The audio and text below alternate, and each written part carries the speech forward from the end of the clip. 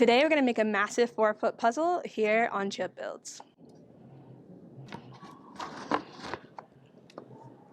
Now, since I don't have a CNC machine anymore, I had to route this all out and cut it all out by hand, which ended up taking a little bit longer than I thought, and so I projected my design onto my piece of wood and had my sister help me by tracing the design out. Now, typically when I have to do any kind of routing in a project, I just use my handheld battery Ryobi router. However, it was not working out very well. It kept dying super quickly and it was jittering all over the place. So I decided to bust out my dad's old Montgomery Ward router, and it has handles on it, so it was much better control, much better feel, and it was plug-in, so it didn't die every 5 seconds. This router is older than I am, and it did a phenomenal job on this project, and it's still going strong. So I highly recommend, if you have some heirloom tools, definitely bust them out and use them, because typically they might work better than the newer tools out there. You just never know.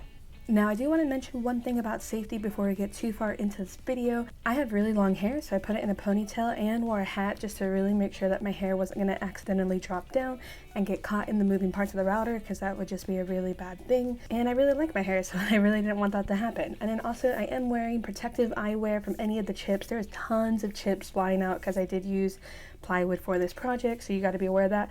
And also, I wore a respirator. In past woodworking projects, I don't typically wear a mask, but this was just kicking up so much dust, so many particles. I really decided that I need to wear a respirator. And so if you are going to attempt something like this, I highly recommend that you are wearing the proper PPE for the project. Now, I did have to make 3 of these 4-foot puzzles, so I am wearing some compression gloves because after the first hour of routing the first sign, my hands hurt super bad. So wearing these gloves really helped a lot, and I'll put a link to them down in the description below in case you guys want to get some for yourselves. For routing out the word, I put a 45-degree V-bit into the router, and I just took my time and did my best to really follow the outline that my sister drew out for me, and it worked pretty well. Sometimes when you go against the grain though, the router just kind of had a mind of its own, and it kind of went off course a little bit. But the nice thing about this design that I made and the font that I chose is that it kind of made it look even better. It's a bit of a funky font, and so you couldn't really tell in the end. So because these are puzzles, it needed to be a frame, and so I couldn't just cut in from the side of the puzzle itself unless I wanted to glue it all back together, and I really didn't want to do that extra step.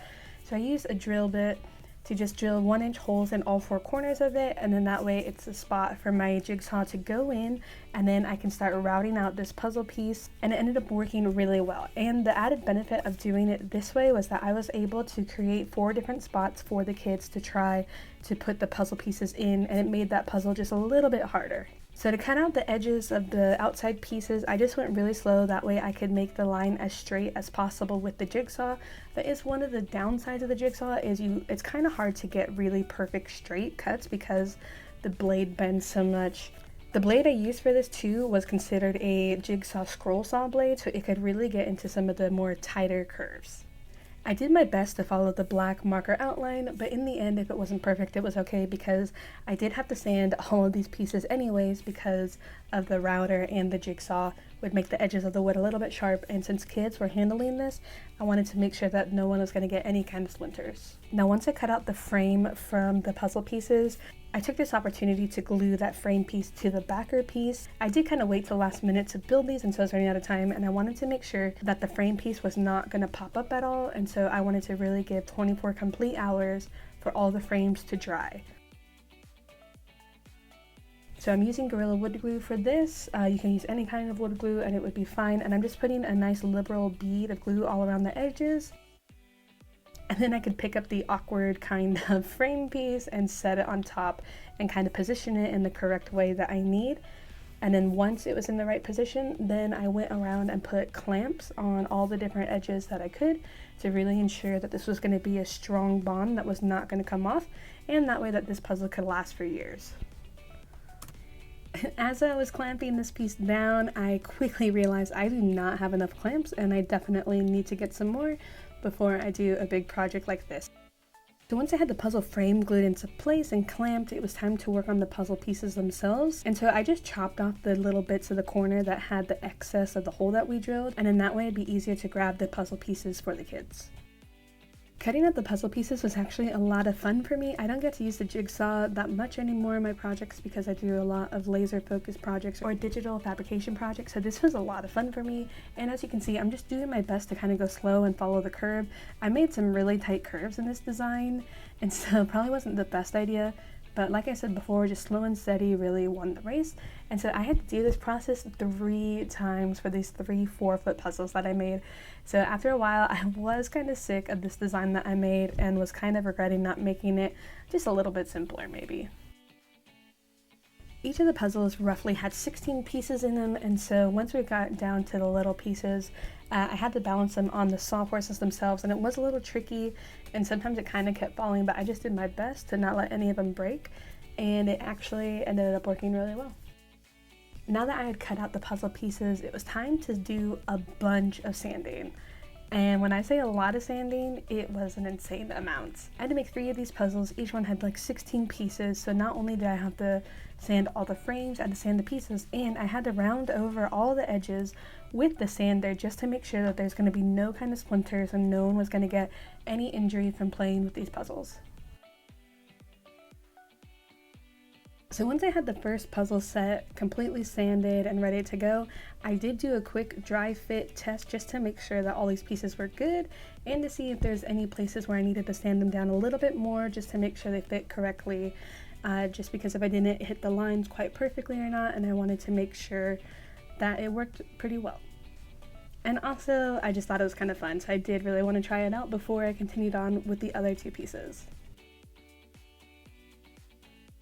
So for these puzzles, I decided that I wanted to try this super high, expensive painting technique, which is taking 2 cans of spray paint and just alternating them in a random pattern to make kind of a tie-dye effect.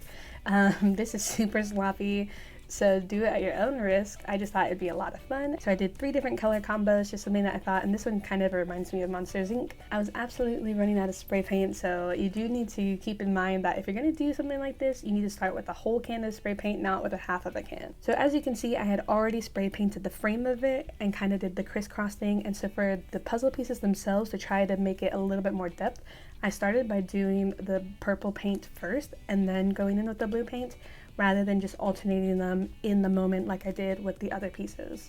Ultimately, I think these puzzles came out looking really cool with their paint jobs. And the kids ended up loving them too, and that's one of the main things that matters. Now for the blue and red one, I went back to my technique of just alternating the different colors of spray paint, and honestly I think it looks the best doing it that way. And you can see I always do the frame first, and then I go on to do the pieces, and that was because the way that I was building these out, I only had about 3 days, and I really needed all the paint to dry completely before I could put in the puzzle pieces and paint the rest of them. So this technique actually honestly looks really cool to me, and so I'm really excited that I did this, and I can't wait to use this on future projects.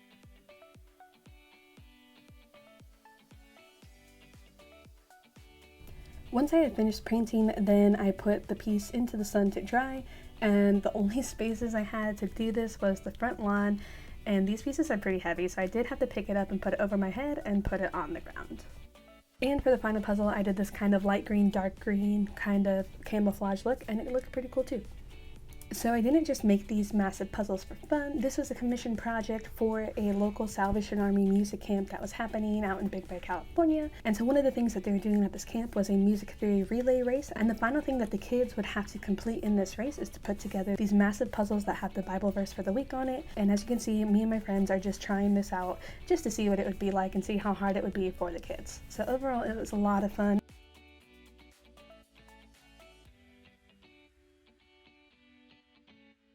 So like any good relay race, we did boys versus girls, and of course the girls always come out on top. Well guys, thank you so much for watching this video. Let me know if you have any questions down below in the comment section. I will have everything listed in the description what I use to make these massive puzzles. If you do make one for yourself, feel free to tag me over on Instagram, same username, Chip Builds. But thanks for watching guys, see ya.